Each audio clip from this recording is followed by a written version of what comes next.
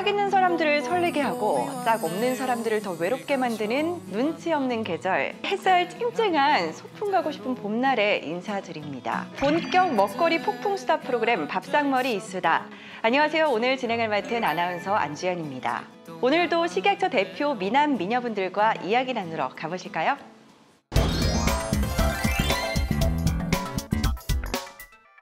네, 식약처 대표 미녀 하면 또 빼놓을 수 없는 분이 있죠. 바로 남은미 씨를 소개합니다. 안녕하세요. 안녕하세요. 반갑습니다. 안녕하세요. 잘 지내셨어요? 네, 어떻게 잘 지내셨어요? 아, 그렇죠. 요즘 날씨가 너무 좋아서 요즘 뭐 어디 다녀오셨어요? 그냥 매일매일 나들이 가고 있어요. 아, 매일? 매일매일? 회사는 안 가시나요? 매일매일 회사로 나들이 가고 있어요. 회사로 나들이를. 나들이 가는 마음을 갖고 간다는 말이고요. 어떻게든 즐겁게 해보려고. 그러니까요. 뭐 나들이 간다는 마음으로 즐겁게 출근한다고 하니까 저희 다음 시간에 여기 선글라스 끼고 한번 진행해 볼까요? 아, 좋아요. 요즘 뭐 미투 운동 때문에 날마다 핫한 뉴스가 쏟아지고 있는데요. 그런 자극적인 뉴스 말고 뭔가 색다른 뉴스, 재밌는 뉴스 궁금하거든요. 식품, 국민들이 좀 많이 관심을 갖거나 이렇게 먹는 거 관련된 내용이면은 조금 재밌잖아요. 좋아하죠. 관심도 네. 많고. 최근에 그 땅콩 또는 견과류 가공식품에서 아플라톡신이 기준치 초과 검출되어 해당 제품을 판매 중지하고 해소 조치한 적이 있어요. 해당 제품을 구입한 소비자는 판매처나 구입처에 반품하시면 됩니다. 말씀하셨던 아플라톡신? 네. 이게 대체 뭔가요? 독소 종류 중에 하나예요. 그러니까 곰팡이류에서 곰팡이에요? 네, 곰팡이류에서 만들어진 독소 중에 하나로 진균독이라고 해요. 그러니까 여러 진균독 중에서 독성이 강하고 발암성이 있고요. 그리고 주로 쌀이나 땅콩 같은 탄수화물이 풍부한 곡류에서 잘 생깁니다. 무슨 말인지 잘 모르겠고 아무튼 뭐 독성 물질이라고 합니다. 네, 식약처에서 불량식품 신고 전화를 또 운영하고 있다고 하는데요. 네, 맞아요. 국민들께서 막 이렇게 일상생활을 하시다가 식품 관련된 불법 행위를 이렇게 접하시는 경우가 있잖아요. 그럴 때 이제 신고할 수 있도록 저희가 이제 전화로 운영을 하고 있어요. 전화번호 1399 또는 1399. 네, 110번. 스마트폰 같은 경우에는 내 손안 식품안전정보 앱이 있어요. 그 앱을 활용해서 전국 어디에서나 신고할 수 있습니다. 음료수와 관련된 이야기도 있는 것 같은데 이건 어떤 얘기인가요? 지난해 우리나라에서 유통 판매되고 있는 음료수를 대상으로 음료수 제조 과정에서 자연적으로 생성될 수 있는 벤젠 검출 기준을 조사를 했더니 인체에 위해가 없는 안전한 수준으로 나타났습니다. 저도 음료수를 굉장히 즐겨 마시거든요. 국민들이 음료수 되게 즐겨 마시잖아요. 그쵸? 네. 그래서 국민들이 안심하고 음료수를 마실 수 있도록 저희가 확인하기 위해서 조사를 또 바쁘게 움직이셨구나. 했습니다. 네. 탄산음료, 그리고 두유, 뭐 과채음료, 발효음료 이렇게 음료류 6종을 대상으로 300건을 검사했습니다. 그럼 그 벤젠의 관리 기준은 어떻게 되는 건가요? 네, 음료류의 그 벤젠 관리 기준은 먹는 물 수준으로 관리하고 있어요. 우리나라는 10ppb 이하로 기준을 설정하고 있고요. 제가 조사를 좀 해봤더니요. 2006년 벤젠 저감화 이전 검출률은 94%라고 하고요. 먹는 물 기준 초과율도 67.2%나 됐다고 합니다. 이 벤젠 저감화 추진 이후에 크게 감소한 수치라고 하던데요. 제대로 조사하셨는데요. 맞아요? 역시 엄지척입니다. 열심히 좀 제가 해봤습니다. 그동안 정부와 그 관련 업체가 벤젠 저감화를 위해서 꾸준히 노력해 온 결과입니다. 그러니까 특히 뭐 비타민 C와 그 안식 향산 나트륨을 혼합해서 뭐 사용하지 않도록 하고. 네, 비타민 C와 이 안식 향산의 혼합 사용을 금지하는 이유가 특별히 있나요? 비타민 C와 안식 향산 나트륨을 같이 사용하게 되면 두 물질이 화학 반응으로 인해서 벤젠이 자연적으로 발생할 수 있거든요. 그래서 이 비타민 C와 안식 향산 나트륨을 혼합을 금지하고 있습니다. 천연 보존제로 대체 사용하고 그리고 살균 공정을 강화하는 등 이러한 노력을 꾸준히 해왔기 때문에 이러한 결과로 벤젠이 저감화가 되었고요. 앞으로도 이제 제조 공정 중에 비의도적으로 내가 넣지 않았는데 자연적으로 생성될 수 있는 유해 물질을 저감화하기 위해서 저감화 운동을 열심히 할 계획입니다. 네, 오늘 남은미 씨 또 좋은 정보 가져다 주셨는데요. 놀면서 일하는 줄 알았는데 정말 열심히 일하고 있는 것 같습니다. 은미 씨 오늘 고맙습니다. 네, 감사합니다.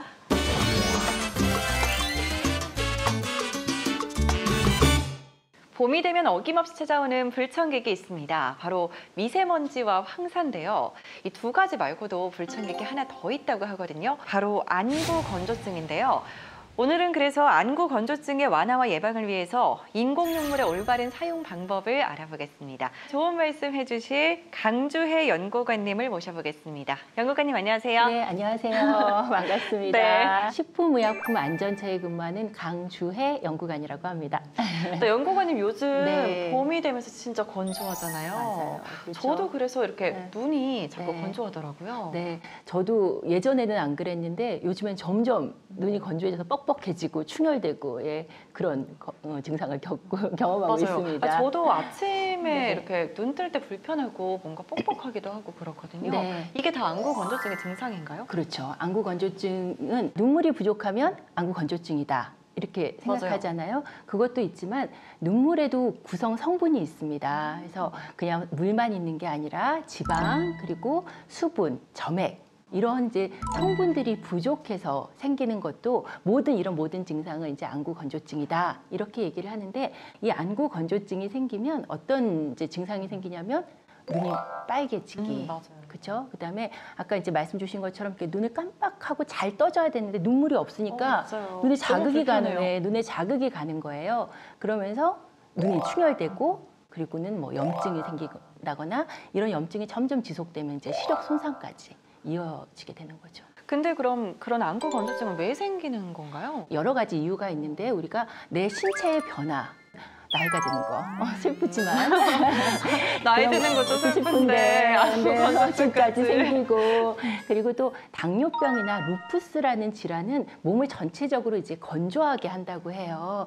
그래서 또 안구 건조증이 생길 수도 있고요. 또 이제 생활 습관, 환경 이런 거 하면 주연 씨 제일 먼저 뭐 떠오르세요? 저 뭐 스마트폰이죠. 그렇죠. 너무 보거든요, 스마트폰이면 저도. 저도요. 스마트폰, 컴퓨터, 그리고 또 이 건조한 환경. 우리 또 요즘에 이제 추우면 난방, 요즘은 조금 따뜻해졌지만 난방 이런 것들이 모두 다 안구 건조증을 일으키는 주요한 이제 요인이 됩니다. 그럼 그냥 뭐 많은 사람들이 겪고 있으니까 네. 병원을 안 찾거나 그냥 방치해도 되는 건가요? 나 안구 건조증이니까 괜찮아라고 생각을 하지만 다른 질환이 있을 수도 있는 거죠. 백내장, 녹내장, 결막염 이런 것들이 있는데 나는 안구 건조증이라고 생각하고 치료를 안 하고 있으면 이제 치료 시기를 놓치게 되고 더 심하게 될 수 있기 때문에 반드시 이제 병원에 가서 잘 진료를 받는 게 필요합니다. 안구 건조증 있는 경우에 인공 눈물 많이 사용하잖아요. 그렇죠? 네. 저도 매일 이렇게 가지고 다니거든요. 네. 그 종류가 굉장히 많던데요. 주로 이제 전문약으로 오는 거는 히알우론산이라고 뭐 무릎 관절 아플 때도 쓰고 주름 개선할 때도 쓰는 그런 성분을 우리가 이제 인공 눈물로 쓰기도 하고 뭐 조금 이제 이름이 어려울 수 있는데 CMC라는 카르복시 메칠 셀룰로즈라는 그런 성분이 들어있는 조금 네. 어렵죠. 그런 약들도 이렇게 팔고 있습니다. 근데 뭐 일반약, 전문약 이제 이게 중요한 게 아니고 내가 안구 건조증을 앓고 있다고 생각을 하면 방치하지 말고 정확하게 진단을 받고 필요한 약을 사용하시는 게 제일 중요하고요. 저 같은 경우에는 뚜껑 열었다 닫았다 하면서 여러 번 쓰거든요. 네네. 그래도 괜찮은 건가요? 주연 씨 하나 이렇게 네네. 보여주시겠어요? 이렇게. 예. 그렇게 예, 그쵸. 네. 이렇게 뚜껑 이렇게 열고. 이게 뚜껑 맞죠? 네, 이 뚜껑 맞습니다. 근데 이 뚜껑은 그냥 용기 형태가 뚜껑이 있는 거지 여러 번 쓰시라고 뚜껑이 있지는 않아요. 여러 번 쓰실 수 있는 거는 이렇게 들어있는 이런 것들이 여러 번 쓰실 수 있거든요. 그럼 뭐가 차이야? 이렇게 여러 번 쓸 수 있는 건 보이지는 않지만 미생물의 오염이 될 수가 있습니다. 열었다 닫았다 네. 해서 꼭 필요한 양만큼의 보존제라는 게 들어가 있거든요. 미생물에 오염되지 말라고. 지금 우리 주연 씨 들고 있는 이런 것들은 보존제가 들어있지 않아요. 편리하게 만들어 놓은 건지 뚜껑 닫고 우리 이렇게 여자들 파우치라 그러죠. 파우치 열심히 돌아다니고 있다가 또 필요할 때 생각이 나서 쓰면 눈에 염증이 생길 수가 있죠. 예, 그래서 이거는 일회용이다. 아깝다고 내가 재사용해야지. 이거는 눈에 더 큰 아니 근데 너무 아까워요. 이게 양이 한 번에 절대 넣을 수 없는 양이거든요. 네, 그렇기는 하죠. 저도 파우치에 있는 거 빨리 갖다 이제 버려야겠는데요. 네, 인공 눈물 하루에 몇 번 정도나 사용하는 게 좋아요? 저는 수시로 넣거든요. 이렇게 아까 보관하고 넣고 또 넣고 네, 이러거든요. 그렇죠. 정해진 양이 있지는 않지만 한 번에 한두 방울씩 한 5번에서 6번 정도 쓰는 게 이제 보통 하루에 5번에서 6번. 6번 네 정도 쓰는 게 보통이라고 하고 또 이건 이제 증상에 따라 좀 달라질 수 있기 때문에 예. 인공 눈물을 이렇게 넣을 때 네. 주의해야 할 사항이라던가 사용법에 주의 사항이 있을까요? 주연 씨 안약 잘 넣으세요? 저는 눈이 워낙 많이 커서 넣어서 이제 거의 뭐 기계처럼 넣어요. 넣으실 것 같은데 네. 저는 겁이 많아가지고 이렇게 뭔가 맞아요. 눈앞에 뭐가 이렇게 있으면 막 눈을 깜빡깜빡 거리거든요. 그러니까 일단 고개를 뒤로 젖히고 잘 아시는 것 같지만 이렇게 눈을 위쪽 눈꺼풀과 아래쪽 눈꺼풀을 이렇게 밀은 다음에 눈 흰자 아니면 이렇게 눈 밑에 보면 이렇게 빨간 부분 여기에다가 떨어뜨리시는 게 좋아요. 그리고 이렇게 안약을 넣은 다음에는 지그시 감고 잘 흡수되도록 하는 게 좋고요. 안구 건조증이 있을 때 이런 식으로 이제 사용하면 될 것 같은데 그럼 예방을 하는 것도 궁금하거든요. 생활 습관은 바꿀 수 있겠죠, 우리가. 그래서 주연 씨 그럼 아까 이제 생각나는 거 어떤 거 있으세요? 스마트폰 사용을 일단 좀 줄여야 될 것 같고요. 네. 건조할 때 좀 가습기 같은 것도 도움이 되나요? 맞아요. 실내 환경을 이렇게 수분을 이렇게 가습기를 통해서 이제 적절하게 습도 유지를 또 해주고 음주, 흡연 그런 것들이 더 악화시킬 수 있는 거죠. 몸에서 이제 수분들을 빼앗아 가기 때문에. 그리고 이제 비타민 C를 많이 드시는 거, 물을 많이 드시는 것도 도움이 된다고 하니까 올 봄에는 꼭 안구 건조증 해결해 보시면 도움 될 것 같습니다. 이게 굉장히 간단한 것 같은데 네, 지키기가 그렇죠. 쉽지가 않아요. 네. 저만 해도 스마트폰 하죠. 네. 가습기도 안 쓰지. 음주도 가끔 하고요. 뭐 이런 것들 다 지키면 뭐 거의 건강하게 살 수 있을 것 같은데요. 네, 맞아요. 아주 쉬운 것 같지만 그런 것들이 우리가 일상생활에서 잘 잊기 쉽고 잘 안 지켜지는 것들인데 스마트폰을 좀 보더라도 가끔 눈을 쉬어주는 거, 내 눈도 소중하니까 네, 그러면 도움이 될 것 같습니다. 네, 여러분들도 좋은 습관들이니까 꼭 한번 실천해 보시면 좋겠습니다. 오늘 식약처 강주혜 연구관과 함께 안구 건조증에 대해서 알아봤습니다. 연구관님 고맙습니다. 감사합니다.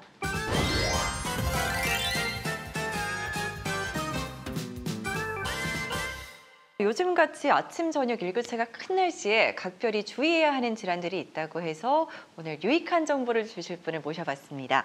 바로 의료기기 안전평가과 김현호 사무관님 나오셨습니다. 사무관님 안녕하세요. 네, 안녕하세요. 네, 국민들의 의료기기 안전 사용을 책임지고 있는 김현우입니다. 네, 아주 중요한 임무를 맡고 계신데 네. 요즘 우리가 주의해야 하는 환절기 질환들 어떤 것들이 있을까요? 이제 봄철 맞이해서 미세먼지도 많고 황사도 많아서 피부 질환이나 호흡기 질환들을 많이 생각하실 수 있고요. 기온의 일교차가 아침 저녁에 많이 크잖아요.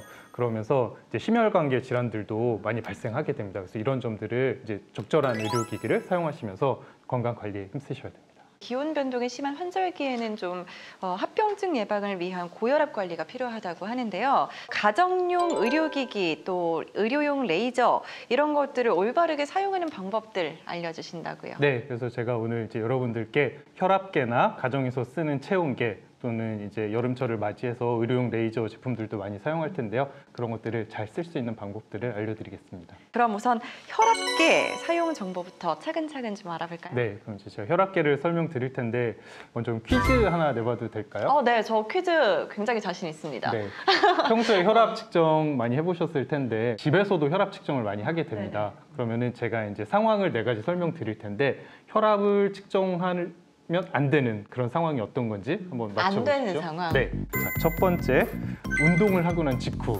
두 번째는 이제 커피를 마신 후. 그리고 세 번째는 흡연한 직후.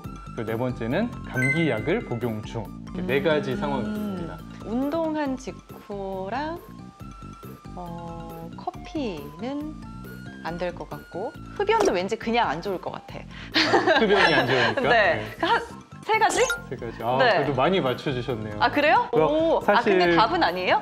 마지막 하나 더 있습니다. 아, 그래요? 감기약 복용 중에도 혈압 아쉽네. 측정이 정확하게 안 될 수 있습니다. 네 가지 모두 다 안 되는 네, 상황인 거예요? 맞습니다. 네. 커피, 흡연, 감기약 이런 것들이 상관이 있다고 예, 했잖아요. 맞습니다. 이거는 왜 그런 거예요? 아침에 커피를 보통 많이 마시는 이유가 카페인이 우리 몸을 좀 활성화해주고 이제 그런 게 있잖아요. 저도 커피 꼭 예, 마시거든요. 그렇죠. 반면에 이제 혈액 순환이 좀 뭐 빨라지거나 이러면서 혈압에 영향을 미치게 돼요. 그래서 본인의 평소 혈압을 알 수 없게 좀 되는 경우가 있기 때문에 이제 카페인 든 음료는 좀 피해야 되고요. 담배 같은 경우도 담배 피우시고 나면은 15분 정도는 좀 안정을 취하신 뒤에 측정을 하셔야 정확한 혈압을 측정하실 수 있습니다. 혈압 재기 전에 긴장되신다고 이렇게 담배 피시는 분들 계실 것 같은데 예, 예. 그러면 안 되겠네요. 그러면 안 됩니다. 정확한 측정을 하실 수 없습니다. 그리고 감기약은 왜 그런 거예요? 네, 감기약 중에 혈압에 영향을 미치는 성분이 있는 것들이 있어요. 그래서 감기약 복용 중에 혈압을 측정할 필요가 있으실 때는요, 미리 처방해 주신 의사 선생님이나 약사 선생님께 꼭 미리 말씀드려서 괜찮은지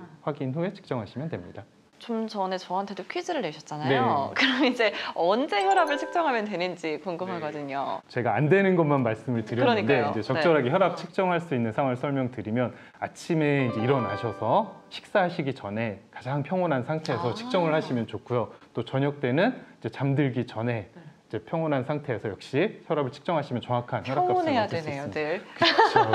네, 우리가 화나면 왜 혈압 올라간다 네, 이러잖아요. 네, 맞아요. 그래서 화나시면 안 되고요. 진정해 일리 주실 때. 있는 얘기네요. 맞습니다. 다 옛날 말이 틀린 게 없는 것 같아요. 혈압 측정을 잘 하기 위해서는 두 손가락을 사용하시면 됩니다. 두 손가락 약 팔꿈치 접히는 데서 2.5cm 정도 올라가는 곳에 압박대를 설치하시면 되고요. 설치하실 때도 손가락 하나 정도 여유가 있게 조이시면 됩니다. 그러면 정확한 측정을 하실 수 있게 됩니다. 또 하나 말씀드릴 게 있는데요. 저희가 양쪽 팔이 있잖아요. 네. 그럼 혈압이 다를 수가 있어요. 아, 그래서 그래요? 한쪽 팔만 측정하시면 안 되고요. 양쪽 팔을 동시에 측정하셔서 혈압이 만약 양쪽이 크게 다르면 다시 측정을 하셔서 올바르게 양쪽이 비슷하게 나왔을 때 그 혈압이 이제 진정한 혈압이 됩니다. 저는 항상 왼쪽 팔만 쟀던 것 같은데 그쵸. 다음에는 오른쪽도 한번 재봐야겠어요. 그 혹시 다를 수도 있기 때문에 양쪽 하시는 것이 좋고요. 그 혈압 측정하시기 전에는 최소한 5분 정도는 좀 안정을 취하시고 측정하시면 좀 더 정확한 측정을 하실 수 있습니다. 다음은 각 가정마다 하나씩 구비되어 있는 체온계 얘기를 또 해봐야 될 것 같아요. 네, 봄날이 되면서 일교차도 심하고 감기에 걸리거나 이제 열이 나면 가장 먼저 찾는 의료기기잖아요. 네. 그래서 체온계도 올바른 사용 방법을 알고 계시면 적절히 대응하면서 사용하실 수가 있습니다. 제가 알기로는 체온계 종류도 굉장히 다양한 걸로 알고 있거든요. 네, 맞습니다. 저희가 가정에서는 이제 가장 많이 쓰는 귀적외선 체온계가 네네. 있고요. 그리고 또 이제 전자식 체온계, 그리고 피부 적외선 체온계 이 세 가지를 가장 많이 사용하고 있습니다. 제 친구들 중에 이제 아기 있는 집들을 보니까 귀 적외선 체온계들을 네네. 많이 사용하더라고요. 네, 맞아요. 귀 적외선 체온계는 고막에서 이제 적외선 파장을 적외선 센서를 이용해서 체온을 측정하는 시스템입니다. 그래서 적절한 적외선 파장을 측정하기 위해서 측정하실 때 귀를 약간 이렇게 잡아 다니셔서 고막과 체온계가 일치되도록 직선이 되도록 해서 적절한 고막의 온도를 측정해서 정확한 체온을 측정하게 됩니다. 그것도 그냥 이렇게 넣어서 하면 안 되는 거였구나. 네, 잘못 측정하면 열이 많아서 해열제를 먹어야 되는 상황인데도 못 먹는 상황이 될 수가 있죠.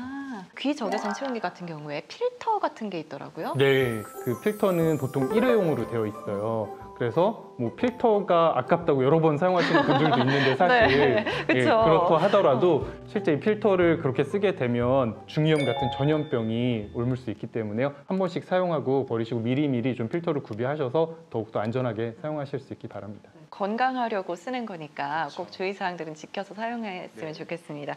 귀 적외선 체온계를 사용하면 안 되는 상황도 있나요? 수영을 하고 났거나 목욕을 하고 났을 때 이제 귀에 수분이 있어 젖어 있을 수 있잖아요. 네. 그럴 때 귀체온계를 잘못 사용하게 되면 상처가 생길 수 있어서 그렇습니다. 그래서 그럴 때는 귀체온계를 좀 피하시고 말린 뒤에 사용하시는 것이 더 좋습니다. 체온계 종류가 굉장히 많았는데 그중에서 전자식 체온계는 또 주의해야 할 사항이 있나요? 네, 전자식 체온계는 이제 열에 민감한 반도체 성질을 이용해서 체온을 측정하는 시스템인데요. 보통 겨드랑이나 입속 구강 또는 이제 항문 쪽을 이용해서 체온을 측정하고 있고요. 겨드랑이보다는 구강이나 항문 측정이 조금 더 정확한 체온을 측정할 수가 있습니다. 보통 아기들 같은 경우가 항문 측정을 좀 하잖아요. 맞아요. 예. 그래서 아이들 같은 경우는 이제 움직임도 많고 또 정확한 체온을 측정하기 어려운 경우가 있어서 항문을 이용한 경우가 많이 있고요. 또 이때는 이제 정확하게 직장 2cm 정도 내외되는 위치에 체온계를 위치시켜서 측정을 하셔야 정확한 체온을 얻을 수가 있습니다. 피부 적외선 체온계 이거는 좀 어떤가요? 피부 적외선 체온계는 이렇게 이마나 아니면 귀 뒷부분에 이제 그 적외선 센서를 이용해서 체온을 측정하게 되는데요. 이때 좀 주의하실 점은 이렇게 땀이 있거나 뭐 머리카락이 있거나 이럴 경우에 이제 정확한 측정이 될 수 없으니까 그런 것들을 유의하셔서 측정하시면 됩니다. 그 세 가지 체온계가 있잖아요. 네. 다 비슷하게 나오나요? 체온을 이제 어떻게 인지하는지 그런 방식들에 대한 원리에 대한 차이가 있는 거고요. 이제 체온 결과는 동일하게 나옵니다. 종류는 다르지만 이렇게 체온계의 공통적인 주의사항들도 좀 있을 것 같거든요. 우리 몸이 체온이 변하면 몸이 이제 그런 체온에 적응하려고 움직이게 되잖아요. 그래서 추운 데 있다가 갑자기 따뜻한 데 들어왔을 때 이럴 때는 한 30분 정도 안정을 취하시고 체온을 측정하시는 것이 정확한 체온을 측정할 수가 있습니다. 체온계도 역시 의료기기입니다. 그래서 구입을 하실 때는 표시사항을 잘 확인하셔서 허가받은 제품인지 확인을 하는 것이 중요합니다. 식약처 홈페이지에 의료기기 제품 정보방에 오시면 자세한 정보를 보실 수 있습니다. 체온계에 대해서 알아봤는데요. 이번에는 의료용 레이저의 올바른 사용법에 대해서도 알려주신다고 하거든요. 네, 이제 여름도 다가오고 꼭 여름철이 아니더라도 요즘은 이제 피부에 굉장히 관심이 많은 것 맞아요. 같아요. 뭐 남녀 구분 없이. 그래서 이제 의료용 이런 레이저 제품들이 굉장히 많이 사용이 되는데요. 실제로 저희가 생산 실적을 좀 분석을 해봐도 14년 같은 경우에는 생산 실적이 870억 원 정도였는데요. 15년에는 1,100억 원이 넘어가면서 굉장히 가파른 상승을 하고 있습니다. 저도 그렇고 제 주변에서도 그렇고 뭐 김이나 네. 이렇게 조금 미백 같은 걸 원하는 분들 같은 네. 경우에 레이저 시술을 굉장히 많이 그쵸, 받더라고요. 많이 봤죠. 네, 네. 주위에서만 보신 걸 보니까 역시 피부미인이신 안지훈 씨는 아직 저는 피부 뭐 시술을 네. 그냥 안 가는 걸로 할게요. 네, 의료용 레이저 제품들의 특성을 좀 설명을 드리면요. 반점이나 모반처럼 이런 색소로 관련된 이런 피부 질환이 있을 때 이제 그런 목표한 원하는 부위만 치료를 할 수가 있고요. 주위의 정상 조직은 레이저 영향을 안 받는 그런 안전적인 것이 있어서 이 제품을 좀 사용을 많이 합니다. 그렇게 안전성이 보장돼 있다고 하더라도 좀 주의사항이나 알아둬야 될 부작용이나 이런 것들도 있을 것 같은데. 의료용 레이저가 안전하지만 그래도 더 이제 부작용을 피하기 위해서는 각자 피부 특성에 맞는 이제 시술이 필요해요. 그래서 병원에 가셔서 의사 선생님과 그런 점들을 충분히 상의하시고 시술 받으시는 게 부작용을 피할 수 있는 좋은 방법입니다. 그럼 그 레이저 시술을 받은 다음에 주의해야 할 것들도 있을까요? 네, 그래서 이제 시술까지도 안전하게 잘 받았는데 네. 그 다음에 관리를 못해서 더 안 좋아지는 경우들이 있어요, 실제로. 그래서 나 이제 피부 시술 받았으니까 찜질방 가서 좀 이제 더 좋게 해야 되겠다 이러면서 강한 열을 받아서 부작용이 나는 경우도 있고요. 피부 시술 받아서 좋아졌으니까 좀 나들이 좀 가봐야지 해서 자외선 강한 데 나갔다가 또 부작용이 나타나기도 하고요. 그래서 그런 것들을 좀 피하셔야 되고요. 시술을 받으실 때는 좋아진다고 계속 받으시는 것보다는 일정 피부가 안정될 수 있는 간격을 두고 받으시는 것도 중요합니다. 이렇게 사무관님하고 말씀을 나누다 보니까 뭔가 좀 병원에 온 것 같고 시술을 받아야 될 것 같고 그런데요. 그래서 네. 제가 좀 궁금한 게 있어서 여쭤볼게요. 그 레이저 시술을 자주 받으면 재생 능력이 좀 떨어지고 피부도 얇아진다고 하더라고요. 그게 진짜인가요? 네. 그거는 정확한 사실이 아니고요. 역시 이제- 의사쌤. 예, 맞습니다. 네. 그거는 이제 제가 알려드린 이런 주의사항을 잘 지키지 않았을 때 이제 부작용을 경험하시는 분들이 하시는 말씀 같아요. 그래서 제가 오늘 알려드린 이런 주의사항을 잘 지키시면 오히려 더 좋은 피부를 만드는데 큰 도움이 됩니다. 네, 여러분들도 꼭 기억해 두셨다가 더 예뻐지셨으면 좋겠습니다. 오늘 유익한 정보 들려주신 사무관님 감사합니다. 네, 고맙습니다. 네, 오늘 준비한 소식은 여기까지입니다. 화창한 날씨 이어지면서 나들이 떠나시는 분들 많으실 것 같은데요. 무엇보다 안전이 최고입니다. 상한 음식도 조심하셔야 될 것 같고 미세먼지, 황사 모두 다 조심하시면서 저희 건강한 모습으로 다음 주에 다시 찾아뵙겠습니다. 오늘 밥상머리 이수다는 여기까지입니다. 여러분 감사합니다.